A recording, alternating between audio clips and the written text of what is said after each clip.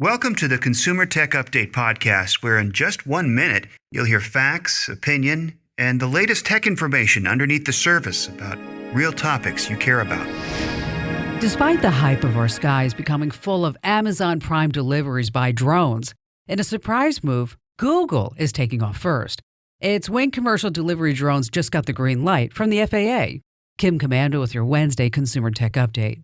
Get digital know-how the easy way with my free tech newsletters, delivered from me to your email daily. Sign up now at Komando.com.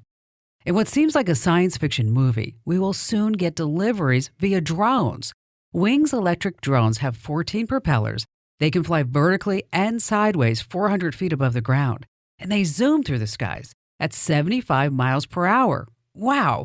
We'll use an app to place orders and get anything from food, drinks, supplies, you name it, so long as it doesn't weigh over 3.3 pounds.